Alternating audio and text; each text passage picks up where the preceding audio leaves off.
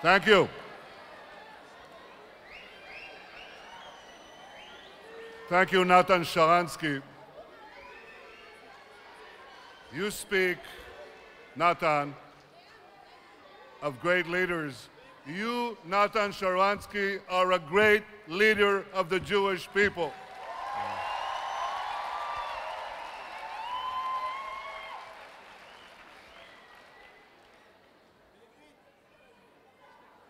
Natan, now I want you to take this right. Natan Sharansky stands tall for the Jewish people.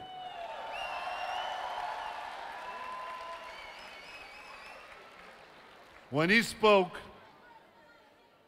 in his trial in the Soviet Union, he made one of the most moving speeches of modern times. And after he threw out the charges against him, he said one sentence.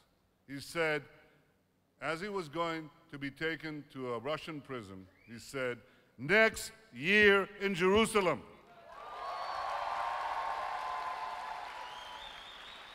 Well, here we are,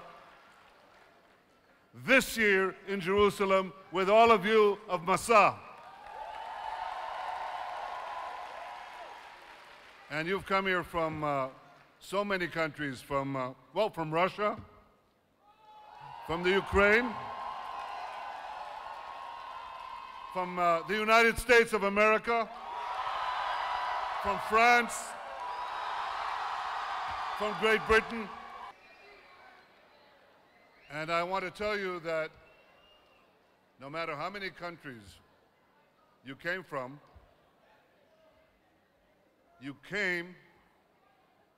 one country. This is your one country. See, it all started here. We're all children of Abraham. And Abraham started here almost 4,000 years ago. And the Jewish people lived here for almost 2,000 years and then were gradually dispersed. And then something amazing happened. It never happened in the history of nations that a dispossessed people, that a people that had lost its land had come back to it. Most of history has dispersed people who lost their land or emigrated elsewhere, and what happened to them is they disappeared. There's only one example of a people who, after thousands of years, came back. We came back to our homeland. We came back to the land of Israel, and we built the state of Israel. Now, this is a special day today. Special day. It's the 2nd of November. And in 1917, November 2nd, Great Britain issued the Balfour Declaration. That's almost 100 years ago. It said that it looked favorably on the idea of a Jewish national home. That was a way of saying a Jewish state without saying it. Now, do you know the number of Jews who lived in this land in 1917? You know? About 60,000. And today we have over 6 million Jews. That's 100 times the population we had in the Balfour Declaration. We have a thriving state. Very soon, we'll pass another benchmark in our history, because for the first time in 2,000 years, the majority of the Jewish people will be living in the Jewish state, in the Jewish land. So this is a momentous time. You come here and you've contributed a year of your life. You've contributed a year of your life to this immense enterprise. And I've been following what you've done. You volunteered over, this is unbelievable, over 1 million volunteer days this year. 1 million volunteer days for Israel. And that, you deserve to have your applause. You certainly have mine. It's tremendous. And I know I've followed what you're doing. The tech fellows, the English teachers.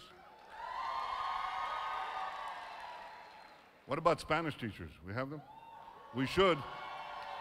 And the things you're doing in medical research and the other volunteer efforts that you make, you are becoming part of this great story.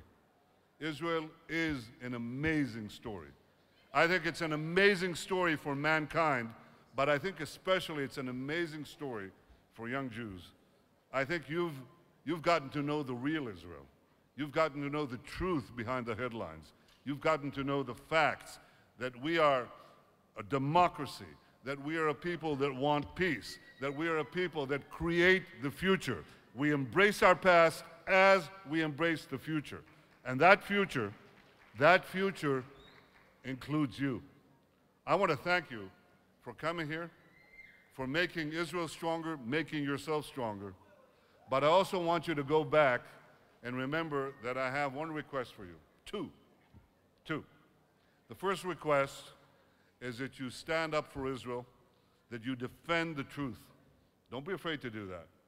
You know, when I came to, not much older than you, when I came as a young man to be Israel's ambassador to the United Nations, you know, that place is not always kind to Israel. And it's not always kind to the truth. And I met a great rabbi, the Lubavitcher Rebbe. I went to see him. And he said to me, you know, remember when you go into the UN, remember that even in the darkest hall, if you light one candle, people will see the light of that candle wide and far. So I want you to go back to your respective countries. This is your country. But go back to these various lands, and I want you each to light a candle of truth.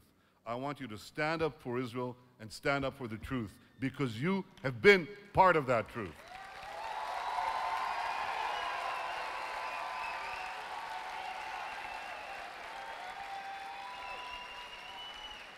I want you to tell it to your friends, tell it to your families, tell it to everyone, and stand proud.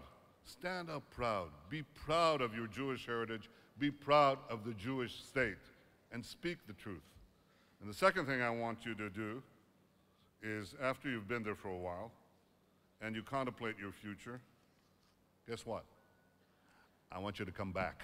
And I want you to make Aliyah. I want you to come here permanently. You've been part of this voyage, this journey. We'd like to see you here. I'd like to see you here. I like you, and I want to see you with us here in Jerusalem, here in Israel. Thank you all. Thank you, Masa. Thank you.